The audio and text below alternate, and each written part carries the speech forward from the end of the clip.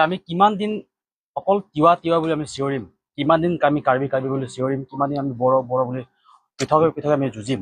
এবাৰ আমি ঐক্যবদ্ধ হৈছো অসমক প্ৰতিনিধিত্ব কৰিবৰ কাৰণে।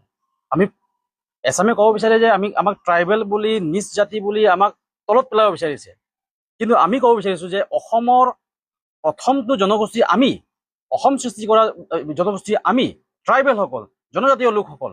গতিকে মেইন ষ্ট্ৰীম অসমীয়া আমিহে হয়। গতিকে আমি আমাৰ নেতৃত্বতে এতিয়া অসম চলিব। অসমৰ আমাৰ যিটো নেকি আমাৰ যিবিলাক অমীমাংসিত সমস্যা, তিৱাৰে হওক, কাৰ্বিৰে হওক, বড়োৰে হওক, মিচিঙৰে হওক, আমি সকলোৱে এটা ঐক্যবদ্ধ হৈ এটা আজি United tribal coordination front of Assam নামেৰে যিটো নেকি সংযুক্ত জনজাতীয় সমন্বয়ক্ষী মঞ্চ অসম, এই নামাকৰণে আমি সকলো জনগোষ্ঠী আমি ঐক্যবদ্ধ হৈছো। আগন্তুক দিনসমূহত আমি প্ৰত্যেকেই ঐক্যবদ্ধভাৱে আমি তিৱাৰ ক্ষেত্ৰত, কাৰ্বিৰ ক্ষেত্ৰত, বড়োৰ ক্ষেত্ৰত আমি ঐক্যবদ্ধভাৱে আমি যুঁজ দিবলৈ আমি এটা আজি সিদ্ধান্ত গ্ৰহণ কৰিছো।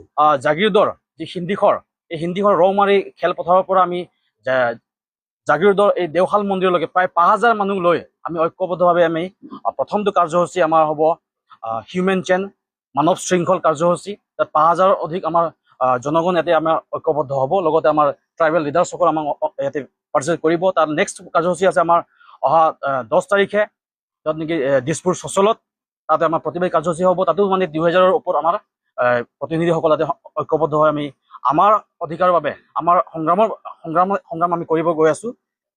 আমাৰ স্পষ্ট কথা, ছেটেলাইট টাউনশ্বিপ এবাৰ আমি কৈ আছো, আমি কৈছিলো প্ৰথমতে তিৱা সাহিত্য পৰিষদত বহবাস কৰা তিৱাৰ লগতে প্ৰতিৱেশী অন্যান্য খিলঞ্জীয়া জাতীয় জনগোষ্ঠী, লগতে ১৭টা ট্ৰাইবেল বেলেঞ্চ ব্লকত, যদি তিৱা সাহিত্য পৰিষদৰ অন্তৰ্গত ১৭টা ট্ৰাইবেল বেলেঞ্চ ব্লকত কোনো কাৰণে ছেটেলাইট টাউনশ্বিপ নহ'ব বুলি আমি দাবী উত্থাপন কৰি আহিছিলো। কিন্তু এতিয়াৰ পৰা আমি কৈছো যে আমি অকল ১৭টা ট্ৰাইবেল বেলেঞ্চ ব্লকেই নহয়, অসমৰ যি নেকি ৪৫টা আমাৰ ট্ৰাইবেল বেলেঞ্চ ব্লক আছে, এই ট্ৰাইবেল বেলেঞ্চ ব্লকত কোনো কাৰণতে তেনেকুৱা জাতি ধ্বংসী এই প্ৰজেক্টবোৰ যাতে স্থাপন কৰিব নোৱাৰিব।